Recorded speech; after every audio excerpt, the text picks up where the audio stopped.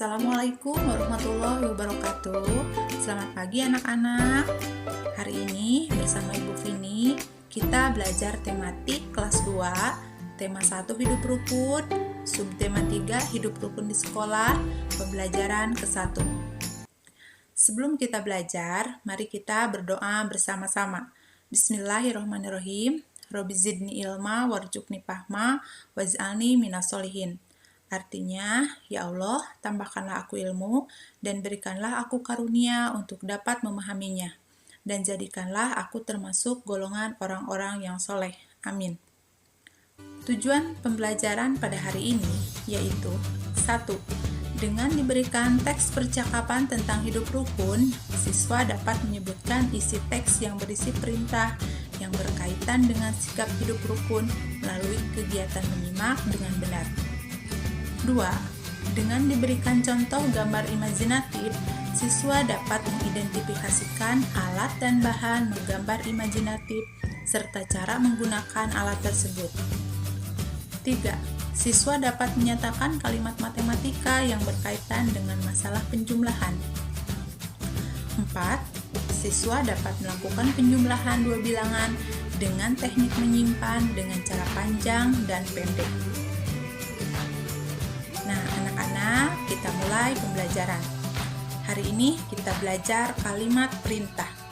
Kalimat perintah adalah kalimat yang digunakan untuk memerintah orang lain melakukan sesuatu untuk kita. Kalimat perintah biasanya ada kata perintah yang diakhiri dengan kata kan atau lah. Jika kita menulis kalimat perintah, harus diakhiri dengan tanda seru. Nah, tanda seru itu seperti ini ya anak-anak. Mengucapkan kalimat perintah harus dengan sopan. Biasanya juga dilengkapi dengan kata tolong. Bekal makanan yang dibawa Udin disiapkan oleh ibu. Ibu menyuruh Udin untuk berbagi dengan teman di sekolah. Nah, di sini ibu mempunyai sebuah percakapan antara ibu dengan Udin.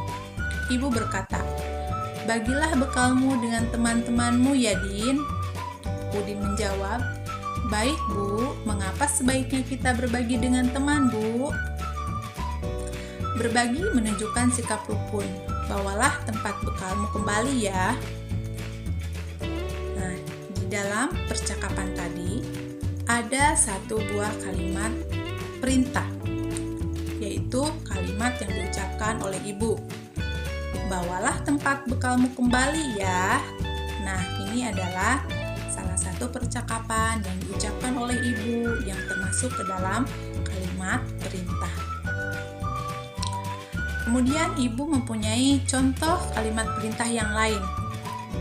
Pertama, bacalah buku itu. Yang kedua, tolong ambilkan boneka itu. Yang ketiga, matikan lampu itu. Nah, ini adalah contoh lain dari kalimat perintah. Di kelas, para siswa sedang belajar menggambar. Udin, Edo, dan Siti menggambar dengan alat yang berbeda.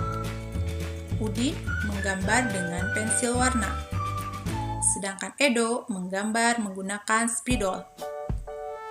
Siti menggunakan krayon. Nah, ketiga orang ini menggunakan alat berbeda untuk menggambar.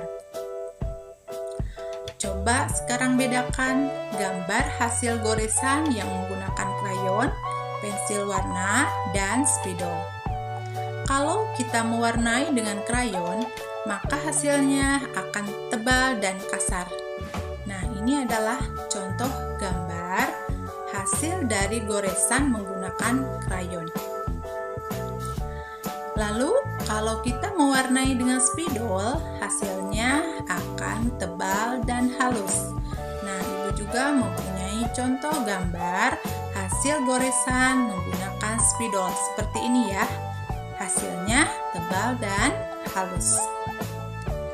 Yang terakhir, kalau kita mewarnai dengan pensil warna, maka hasilnya akan tipis dan halus. Nah, ini adalah gambar hasil goresan menggunakan menggunakan pensil warna terlihat lebih tipis dan halus. Selanjutnya anak-anak, sekarang kita lanjutkan belajar matematika, yaitu penjumlahan bilangan. Siswa di sekolah Udin cukup banyak. Ada 125 siswa laki-laki dan 117 siswa perempuan. Nah, sekarang kita coba gambarkan jumlah anak laki-laki dan perempuan menggunakan kubus satuan. 125 bisa digambarkan dengan 1 kubus ratusan, 2 kubus puluhan, dan 5 kubus satuan. Sedangkan 117 bisa digambarkan dengan 1 kubus ratusan, 1 kubus puluhan, dan 7 kubus satuan. Selanjutnya anak-anak, kita sekarang belajar menghitung penjumlahan. Cara menghitung penjumlahan itu ada dua macam, yaitu dengan cara panjang atau pendek. Nah, sekarang Ibu mempunyai satu buah soal, yaitu 125 ditambah 117. Kita hitung menggunakan cara panjang. 125 apabila ditulis dengan cara panjang, yaitu 100 ditambah 20 ditambah 5. 117 yaitu 100 ditambah 10 ditambah 7. Kemudian kita jumlahkan. Kita jumlahkan mulai dari satuan terlebih dahulu. 5 ditambah 7 yaitu 12. 0 ditambah 0, 0. 2 ditambah 1, 3. 0 ditambah 0, 0. 0 ditambah 0, 0. 1 ditambah 1, 2. Kemudian kita lihat nilai tempat satuan. Di sini seharusnya adalah nilai tempat satuan, tapi ini adalah puluhan karena 5 ditambah 7 adalah 12. Kita jabarkan menjadi 10 ditambah 2. Nah, selanjutnya kita hitung lagi. Ini 200 kita tulis lagi. Kemudian di sini ada angka 30. Di sini ada angka 10. Kita tambahkan dulu ya, karena ini sama adalah puluhan. 30 ditambah 10 adalah 40. Nah, ini adalah 2 satuan. Disimpan di nilai tempat satuan. Kemudian kita jumlahkan.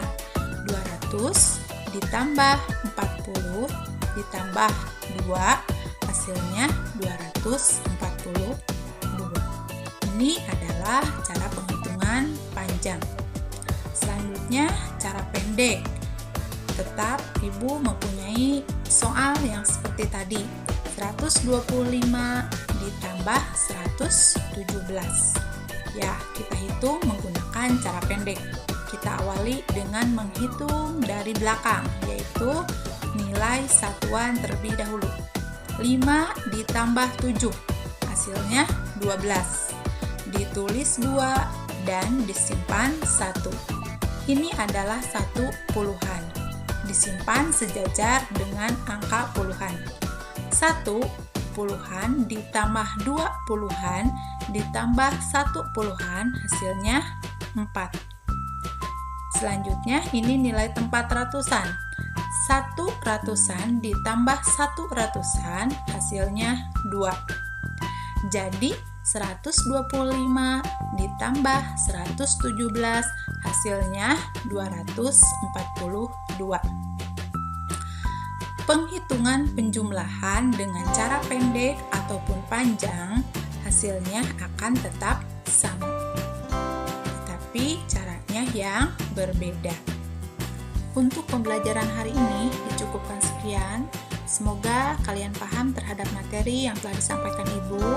Sampai jumpa lagi di pembelajaran berikutnya. Wassalamualaikum warahmatullahi wabarakatuh.